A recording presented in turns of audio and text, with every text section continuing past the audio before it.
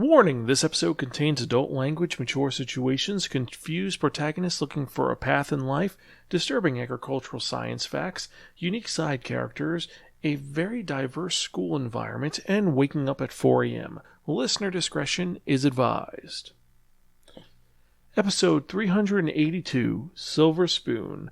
Hello everyone and welcome to another episode of the Spiraken Manga Review. I'm your host Zan, saying konnichiwa, aloha, bonjour, and what's up?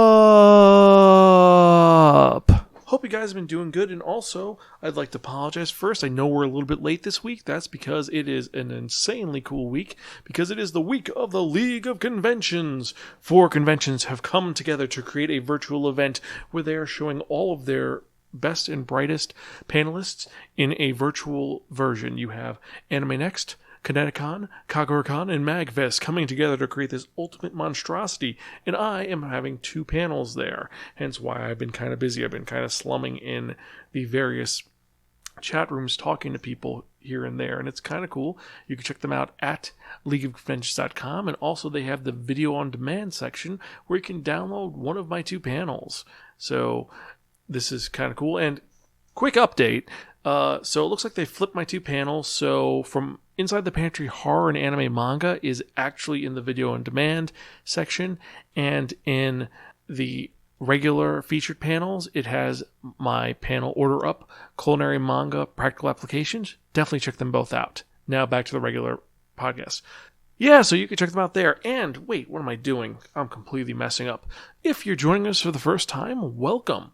Spiraken is a podcast inventing reviews about kinetically enhanced narratives. What does that mean? Pretty much every episode we talk about 1 to 2 geeky topics, and we tell you the pros and cons about it. Since this is the manga review, obviously we talk about manga, and we tell you the art style is, the overarching plot, the characters, and if it's worth investing your time in or not. You have to agree with anything that I or my co-host say, but we try to be educational, enlightening, exciting, and most importantly, entertaining. We have over 380 episodes of the manga review, over 200 episodes of the movie review, and various other podcasts which you could find at www.spiraken.com. That's spiraken.com.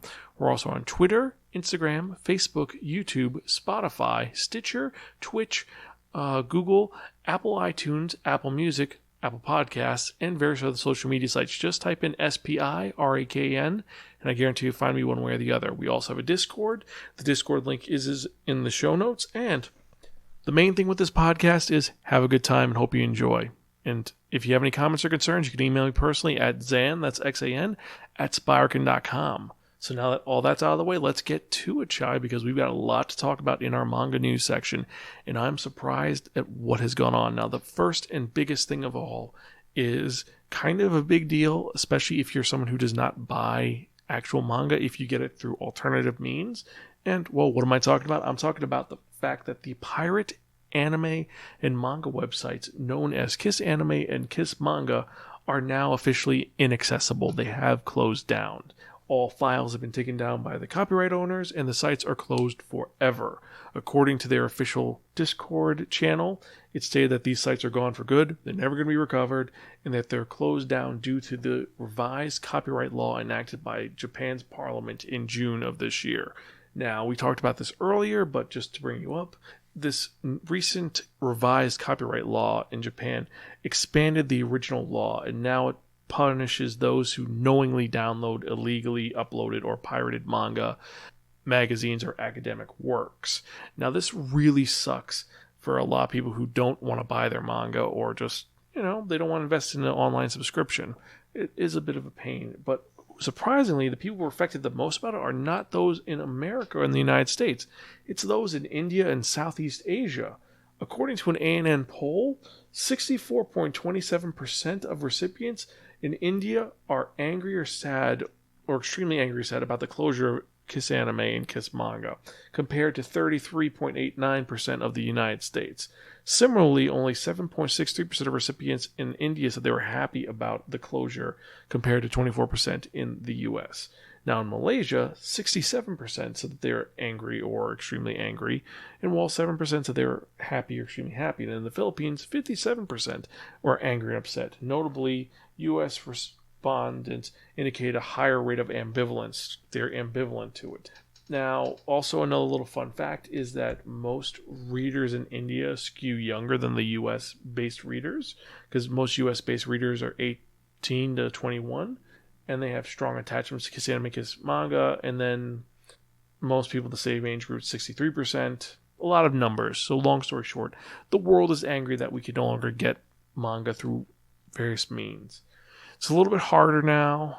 The world is changing. And on the one hand, it sucks. You can't get manga anymore for quote-unquote free. But on the other hand, these sites did steal from the creators. And the creators don't get anything unless the manga sells. So you're stealing out of their pocket.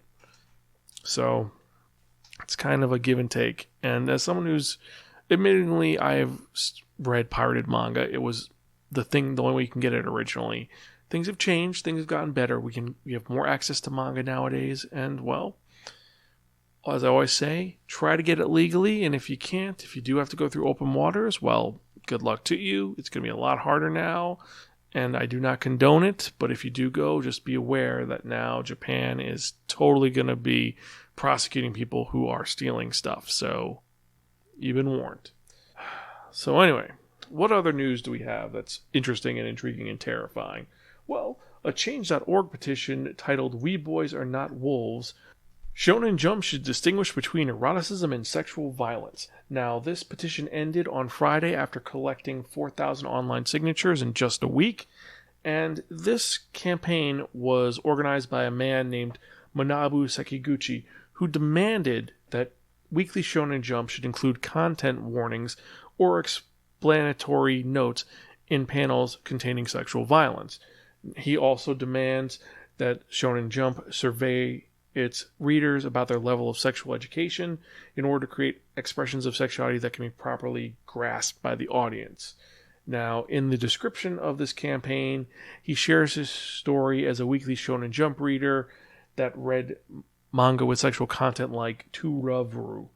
And in university, he met a male friend who did not read Turavu, and now he retroactively understands why his friend found the content distasteful. Many of the sexual scenes depicted in the series are portrayed without mutual consent, and he now understands it's not okay to look at a woman's body in a sexual way without regard for her feelings. There's more to his story, however, it pretty much boils down to, and if you're reading between the lines, that something happened because of him reading this, and now he is blaming Shonen Jump for it and saying that because of this, Shonen Jump should take responsibility for me not understanding how these boundaries don't work. Now, this could be a question of, did Manabu learn the proper boundaries? Was it proper sexual education? Is there enough? Is there not enough? Lots of questions to this, but we're going to see how this goes. He's going to be handing this to Shueisha this week, so we'll see where this goes and how this is going to work out. This may lead to nothing. This may lead to major changes.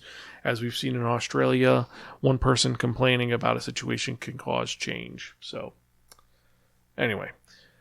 In other manga anime news, Anime NYC 2020 announced that they're canceling this year's event due to, guess what? COVID-19. So another convention has been canceled, and officially 2020 is the year without physical conventions, which sucks. However, Anime NYC's creators pretty much stated that the next scheduled convention is going to be November 19th, 21st, 2021. So we are getting a convention next year, and they're going to be looking to present alternative and online programming and events before November 2021.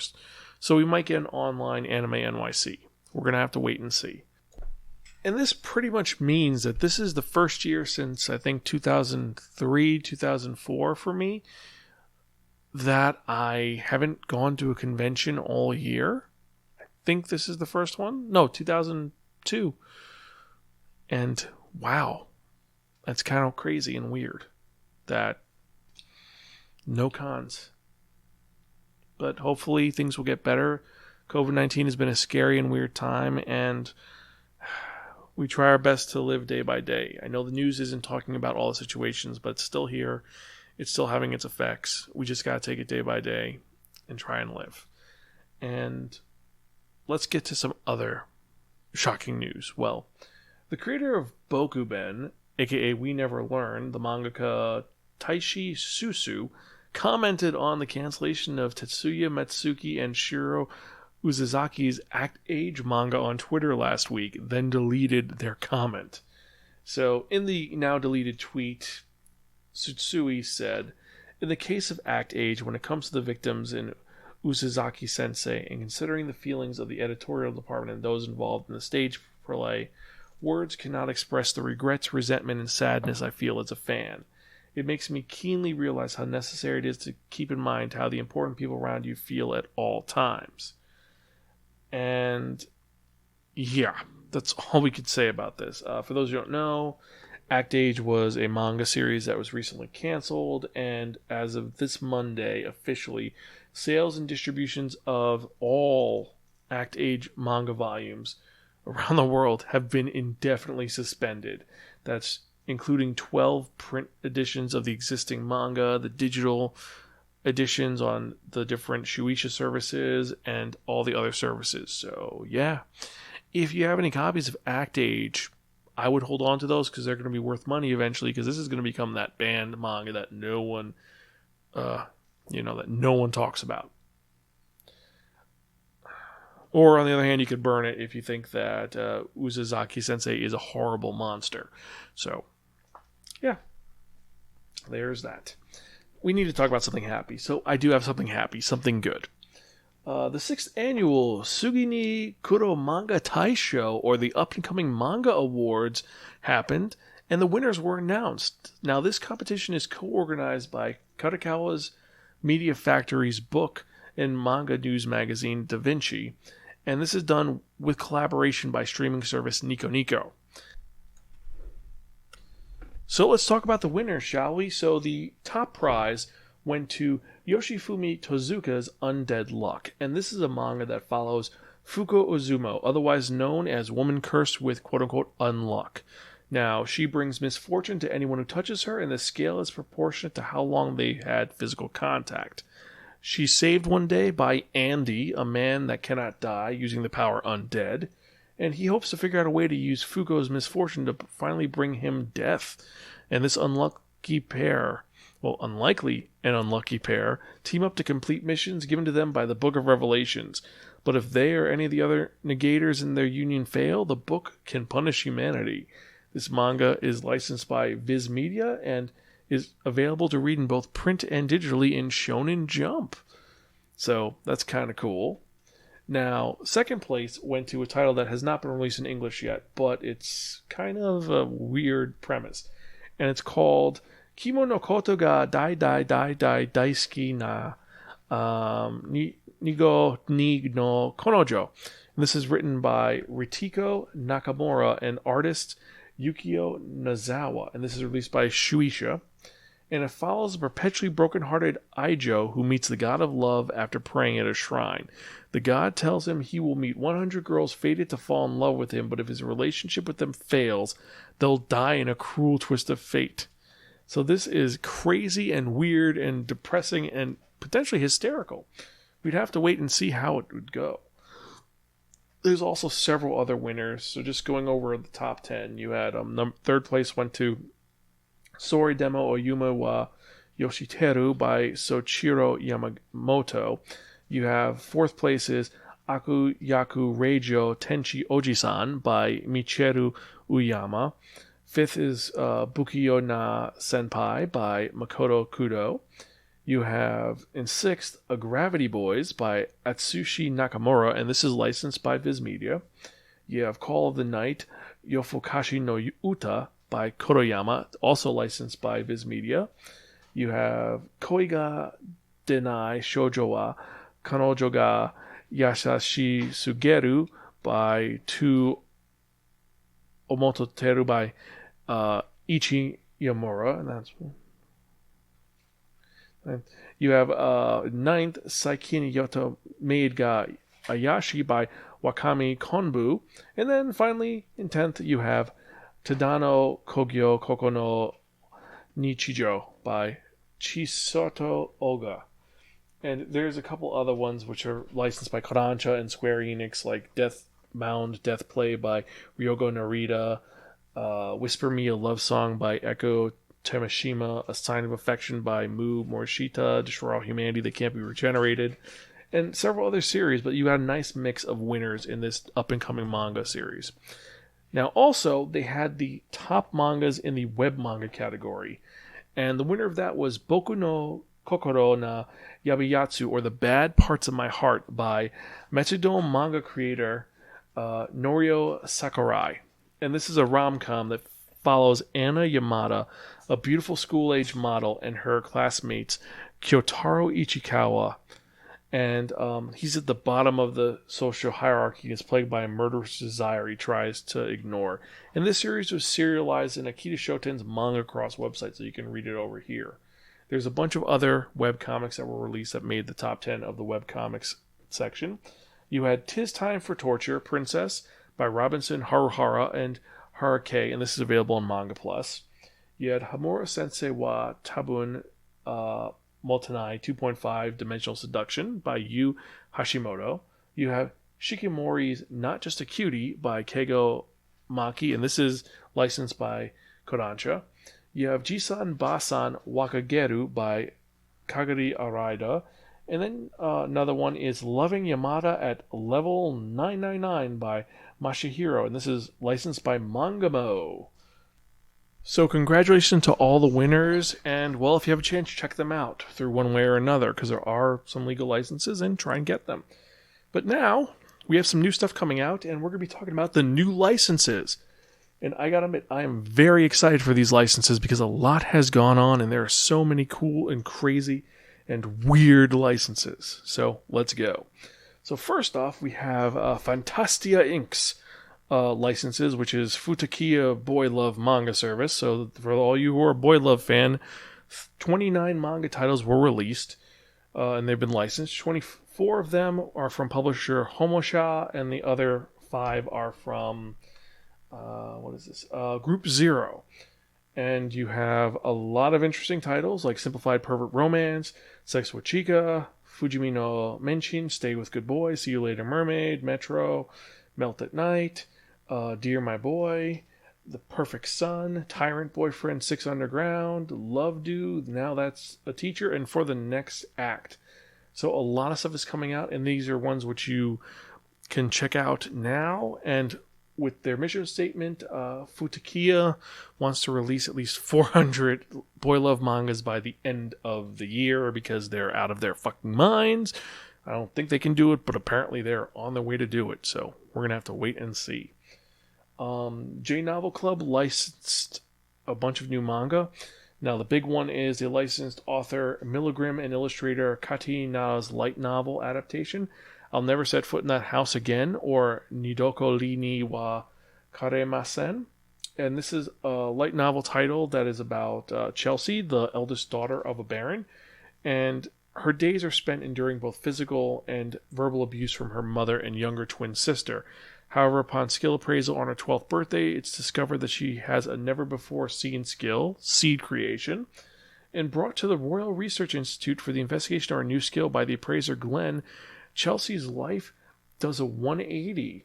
A big new room with personal maids, a warm, soft bed with sleep magic on it, and delicious food to increase her mana pool. She's treated like a princess, but of course, her younger sister Margaret is not sitting quietly as her big sister is getting pampered. What's going to happen? Well, who knows? The other manga that they're licensing is author Mizumi Amakawa and illustrator Mai Okomo's Fushinokami Rebuilding Civilization Starts with a Village, or Fushinokami Henkyo Kara Hajimeru Bunmai Saseki, the light novel series. And this is a light novel series that focuses on a young boy, Ash, who's 8 years old, with a parent past life memory, so it's an isekai, who lives in a remote deserted village. As he remembers leading a bountiful life, he cannot bear living in a world akin to the Dark Ages, where not even the internal combustion engine exists. For that reason, he needs to consult books containing knowledge from a highly developed ancient culture that's said to have existed far in the past. This is only the beginning of the story about a young boy who's set to revolutionize the world in order to rebuild civilization and achieve his ideal life. And both of these titles are launching later this month, and both sound really fun. They'll never set foot in the house again.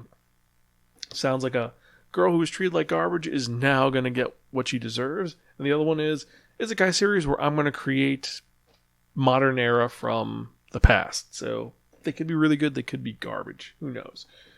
Now, last big news update is that Shueisha's Manga Plus service has added Kira Edo's World End Harem Britannia Lumiere Sumatsu no Harem Britannia Lumiere manga license. So they got that license. They're going to release it. And this is a spin-off of World's End Harem, which was released earlier. And the plot is super simple. High school girl Eri has a strong and pure heart. And one day she is suddenly summoned to a new world, Britannia, which only men exist in this world. Now, to save this world as a goddess of light, a harsh battle begins in this world full of men. And this is a very different twist to the original World's End Harem series, which is about a world where the man-killer virus exists that eradicates 99.9% of the world's male population. And the one survivor has been in cryo sleep for the past 5 years. And he's now in a sex-crazed new world where he himself is the planet's most precious resource. And he's given a life of luxury in order to repopulate the world by impregnating as many women as possible, even though he's trying to find the love of his life who's been missing for 3 years. So, I'm kind of like, this is an interesting twist on that manga premise. But, hey, could be good, could be bad. So now that the license is done, let's get to some of the other big news of the next year and a half. So first off, in summer 2021, J Novel will be releasing the first omnibus volume of Hajime Kanzaki's The Slayers. So if you need your Lena Inverse fix, definitely it is coming soon. And the cool part is that since it's an omnibus, we're getting the first 3 volumes of that first set, and then every subsequent one will be 3 volumes. And there's a lot of light novels, so I'm really happy about that. And that is coming summer of next year. But in early of next year, in February 2nd, J Novel Club will be releasing an omnibus edition of Satoshi Ueda's How a Realistic Hero Rebuilt the Kingdom manga edition. And this is going to be in print, and this is going to be featuring volumes 1 and 2. I'm a huge fan of How a Realistic Hero Rebuilt the Kingdom. I'm excited to review it on this podcast. It'll come eventually, and also they're making anime adaptation, so I'm excited. On September 19th, Yu-Gi-Oh! Sevens is getting a new manga series entitled Yu-Gi-Oh! 7 Rock Boretsu Haiden Den, or Yu-Gi-Oh! 7's Rook Legend of Exploding Military Rule. And this is going to be released in Shueisha's V-Jumped and be drawn by Suku Suge and written by Masahiro Hikorokubo. Also on the same day, Megaloblock's mangaka creator Chikara Sakuma is launching a new manga titled Linkmen in Shinchosa's monthly comic At Brunch. And this will be a soccer manga. That's all we know about it. But if you've seen the art for Megaloblock, that manga adaptation, it's pretty on point. So I'm excited for this. I want to see how he does soccer. So in October 2021, Akihito Tomi, the mangaka creator of Stravaganza, The Queen in the Iron Mask, or Stravaganza Isai no Hime, is launching a new manga in Kadokawa's Harta magazine entitled Abyss Azura no Shinin, or Sinner in the Seabed. And this is going to be a manga centering on a society of merfolk 4,000 meters under the sea who are forbidden to make contact with humans and scorn surface dwellers for tainting the sea. However, a mermaid named Jo is caught up in an incident that forces her to join forces with a human man. Will they stay together or will they kill each other? Who knows? If you've ever read Stravaganza, it is super political and insane, so I'm expecting this weirdness for Sinner in the Seabed. On September 17th, Yue Kuroi, mangaka for the K franchise, is drawing the latest installment of the Project Scarred manga series, Project Scarred Kimono Segi, or the Justice of Beasts manga. And this can be released in Kodansha's Shonen magazine Edge. And this, for those who don't know, the Project Scared franchise is set in the mystical, fictional Akazuchi Special Ward of Japan, formed as a lawless independent state after the Akatsuchi Rebellion overthrew the ward's corporate masters. Maintaining order over the ward are 3 organizations, Helios, Artemis, and the Public Safety Bureau, who all employ agents known as Scarred. These agents are marked with divine tattoos that grant them the power to turn away any bullet or blade, making them virtually invulnerable. This spin-off we don't know anything about, but Project Scarred Kimono Taichi no Segi might be really, really cool, especially if it has the same elements that made Project Scarred so fascinating. So what else? On September 15th, mangaka Roots and Munyo are launching a new manga title that is called Oni-chan ga Game o Sureto Hito ga Kawara Oni-chan, or My Sister is the Kind of Sister Who Changes When She Plays Games. And this is going to be released in Akita Shoten's Young Champion Retsu magazine. They really need to change that title. That's a really long-running title. But I'm curious, is it going to be kind of a Switch Girl thing? Is it going to be more of a Umaru-chan thing? Who knows? So the next bit of news is on September 4th, Juliet Suzuki, the creator of Kamisama Kiss, is launching a new manga titled Metate Koko wa Yutsu, or Detective Coco is Melancholy, in Hakusensha's Hana to Yume magazine. It's going to be a detective series. That's all we know at this time. Now, a cool thing is that Square Enix's Young Gangan magazine is going to be launching 5 new titles starting on September 4th, and it's going on until October 16th. And they got 5 very intriguing titles. Now, the titles are going to be Double Bull, which is going to be created by Shiro Inumori, and that's going to be on September 4th. Also on September 4th, you have Sauranu Futaru wa Nani Oseru, and this is by Horichika. That's September 4th. Then, created by the mangaka for the Restaurant to Another World adaptation, Takaki Kogatsu, you have Ear's Gift Mimikaki Sensei. And this is a manga that is a spiritually science fiction fantasy about a high school girl who has a mysterious encounter. That's going to be on September 18th. You have H no Omocha no Sukuratsu by Engawa Nagati on October 2nd. And then last you have Murder Lock by Mizuki Mizushiro, the guy who made the light novels for Psycomb. This is released on October 16th. And Murder Lock is about survival in a murderer's academy in a moral world of madness and death. And it's also going to be drawn by Kodai. So this will be disturbing and insane. And that one I'm most excited for because, let's be honest, surviving in a murderer school, I'm wondering if it's like an assassin school or if it's just straight up, you're all crazy, we're going to put you in a school together. So, can't wait to see how that one goes. On August 26th, and that's next week, mangaka Shizumo Watanabe of Real Account, so the creator of Real Account, is launching a new manga entitled Maho no Sagareto Trick, or Tricks Dedicated to Witches, and this will be released in Weekly Shonen Magazine, and it's about a reincarnated magical magician and a witch. Anything else? We don't know. Now, coming up, well, I think it's today, actually. It is, it was yesterday. Mangaka Usamaru Furuya, the psychopath who made Lychee Light Club, Genkaku Picasso, Tenichi no Kuni, 51 Ways to Save Her, and No Longer Human, launched a new manga entitled Lunatic Circus in Shinchosa's Weekly Comic at Brunch. And this looks insane and weird, and while he is a crazy son of a bitch, it might be a really good series. Gonna have to wait and see. I believe we're actually going to get a copy of that. And finally, we talked about this last week, but just to irradiate. I'm smart today. Sorry, ladies and gentlemen. It's kind of been crazy because also something I didn't bring up is the fact that we moved. Greta and I have moved. We have changed our locations for the Spiraken studio, and I'm still trying to get the levels and everything right, and I'm kind of exhausted. So, anyway, back to regular news, the last news item of the day. On August 11th, Viz Media and Shueisha both published the new one-shot manga Spirit Photographer Kaburo Kono, or Shinrei Shashinshi Kono Saburo in English, on the Manga Plus and Shonen Jump services.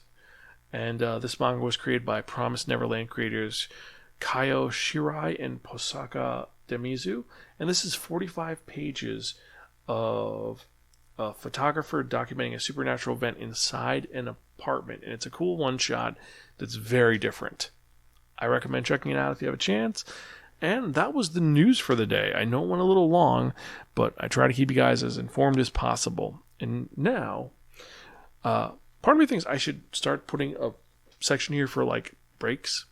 If you guys think I should put like a break here somewhere, let me know. Email me, zan@spiraken.com. If there should be like a intermission or if I should put a commercial break here. Anyway, so now let's get on to the main reason why I do this podcast, the manga review of the day.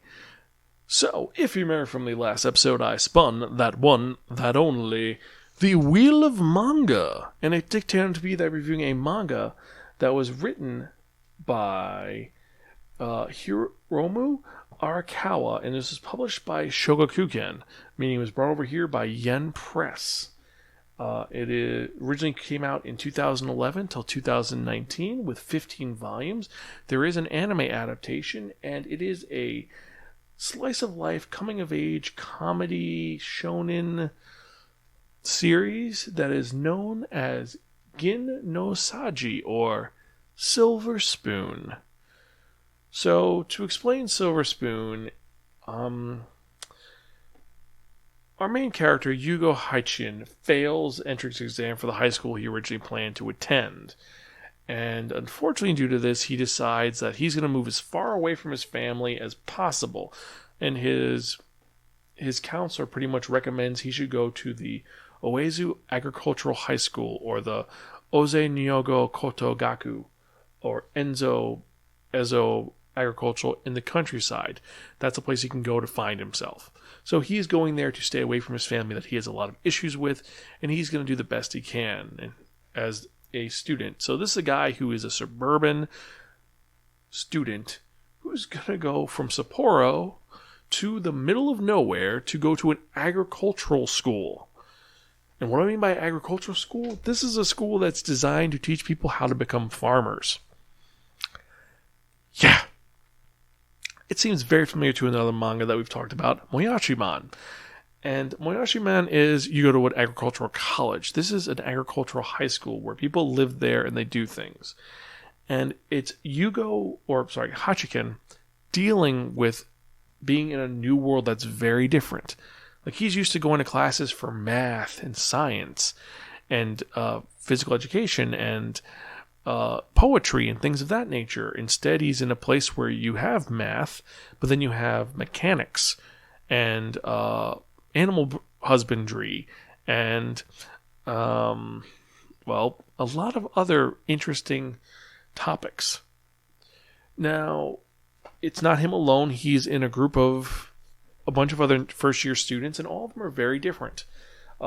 There's the one girl that he kind of falls in love with, Aki Mikage, who is a member of the equestrian club, and she's also the heiress to a farm that her parents own that raises cows and horses, and they specialize in raising Bonnier race horses.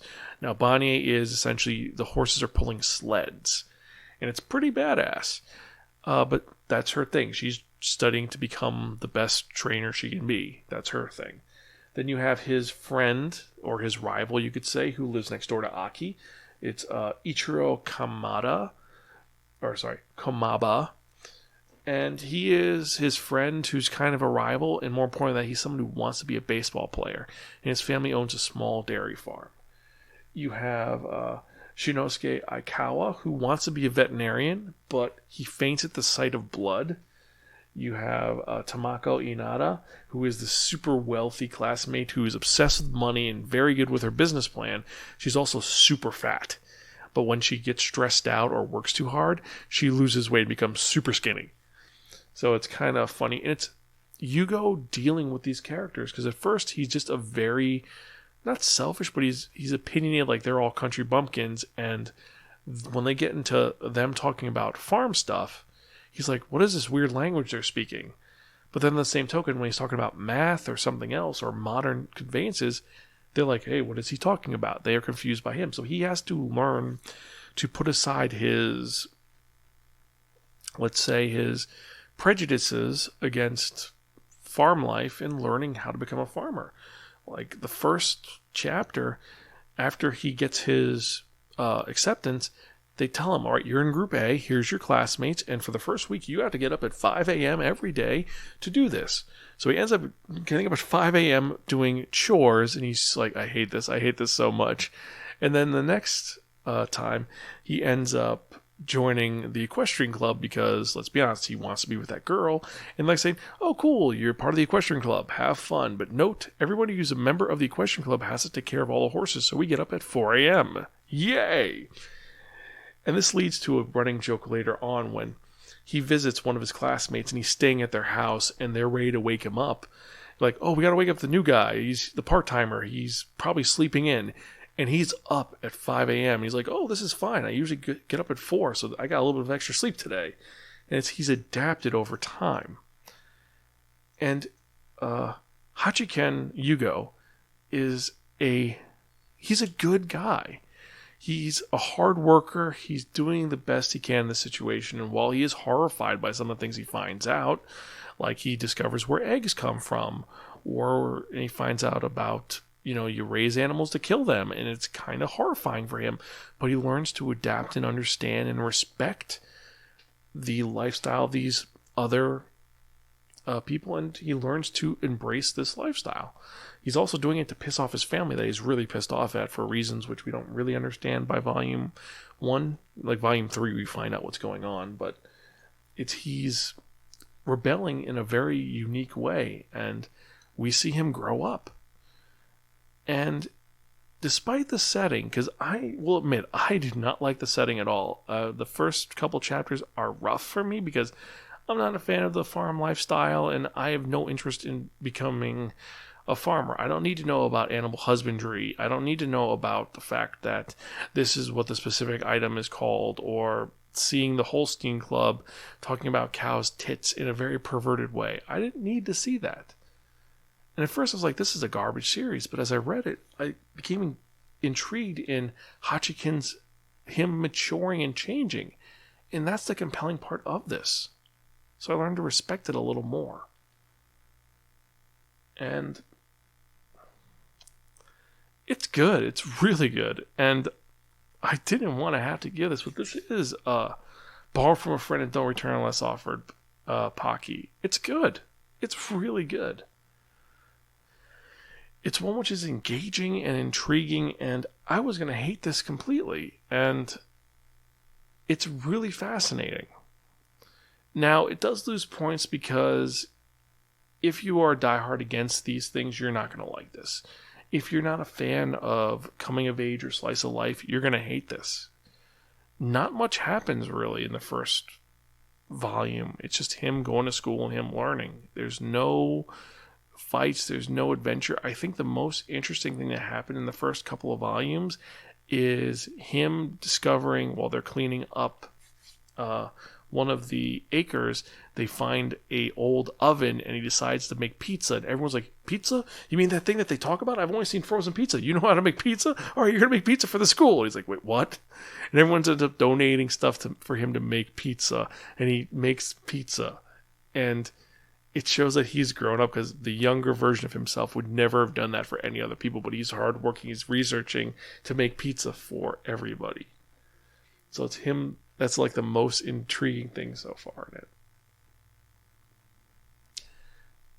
But like I said, it's going to be borrowed from a friend. It's not the best thing ever, but it's really good. It is really good. I know people who won't like this, but I think you'll enjoy it if you can. There's also so many other little running jokes in it. Like the fact that whenever Tamaka's talking to her parents, they think she's going to do a hostile takeover of their farm because her plan is to pretty much buy them out, fire them, and then use it to make millions of dollars because she loves money. Yeah. There's that. Anywho. Yeah. If you've read this and you agree with me, let me know. Email me, zan@spiraken.com.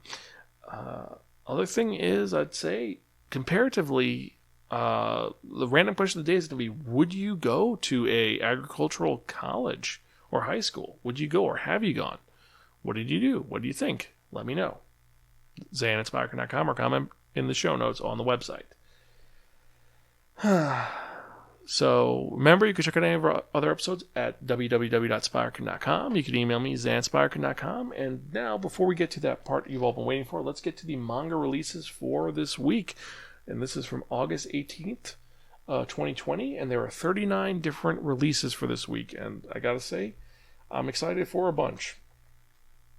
So, for this week we had Zozo Zombie Volume 8, Yurasai Yatsura Volume 7, which that one I totally am so excited to open up, Toradora Volume 9, The Dirty Way to Destroy the Goddess's Hero Volume 4, the light novel, The Demon Sword Master of Excalibur Academy Volume 1, light novel, The Ancient Magus Bride, Jack Flash and the Fairy Case Files Volume 1, the manga, Teasing Master Tagaki-san Volume 9, Sword Art Online Hollow Realization Volume 6, Sword Art Online Volume 20, the light novel, Sweat and Soap Volume 3, Spirits and Cat Ears Volume 9, So I'm a Spider, So What Volume 8 of the manga, Rascal Not Dream of Petite Devil Kohei, the light novel, Rascal Does Not Dream of Bunny Girl Senpai, the manga, Puella Magi Madoka Magica, the manga,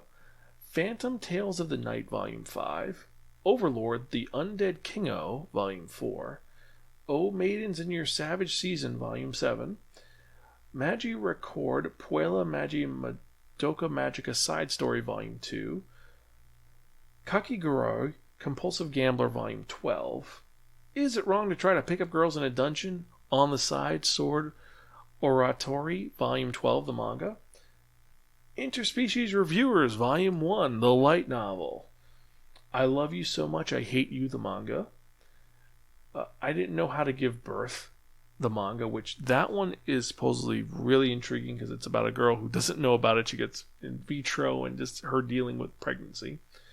You have Hino Ga Crush, Volume 4, Golden Kamuy, Volume 17, Gleipnir, Volume 7, Final Fantasy 1, 2, and 3, the manga, and that's an adaptation of the manga. You have the Dororo manga being released over here. And I don't know if this is one of the reinterpretations of Dororo or if it's a re-release of the actual Osamu Tezuka Dororo. Either way, I'm going to get it. Do You Love Your Mom and Her Two-Hit Multi-Target Attacks, Volume 6, the light novel. Bottom Tier Character Tomazaki, Volume 4, the light novel. Blue Flag, Volume 3, the manga. Bloom Into You, Volume 8. Black Butler, Volume 29. As Miss Beelzebub Likes, Volume 10. Ahoru X Machine Gun, Volume 18. Angels of Death, Volume 10. And finally, 8686, Volume 5, the light novel. So, you've heard the ones I'm interested in. Which of these are you intrigued by? Which of these do you want to buy? And which one are you horrified by? Like, I'm really horrified that we're getting the Interspecies Reviewers light novel because the manga, you've heard my review of it. But I don't know how they do a manga and why you do a manga because it's a pervert series. So it's like, okay, this sounds like a doujinshi. Why are you doing a story about it? I mean, are you doing it erotically? Is it erotica? I don't want to know. I don't want to think about it. But let me know what you think. Email me, zanspiraken.com, or direct message me at Spiraken, Spiraken on Twitter, and let me know what you think about the manga releases for this week. So, with that in mind, let's get to the part that you've all been waiting for. And what am I talking about? I'm talking about that one, that only,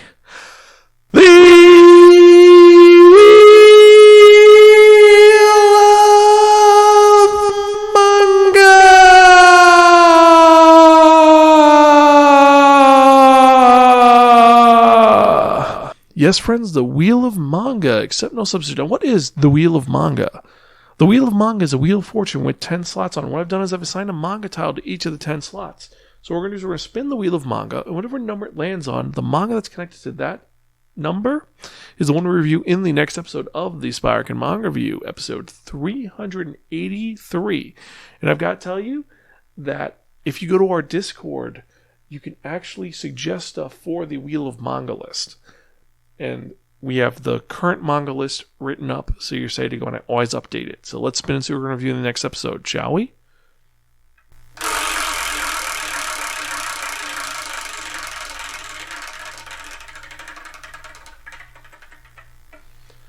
Lucky number 7. So let's see what we're reviewing in the next episode. So in the next episode, we're going to be reviewing a manga entitled Yakido Shoujo. What's that about? What is it? Well, you're going to have to wait for the next episode to find out. So remember to like and subscribe to the podcast. If you want to do something cool, go to tinyurl.com/HELPXAN. Help Zan to comment on our iTunes account. And have a great day, guys. I love doing this.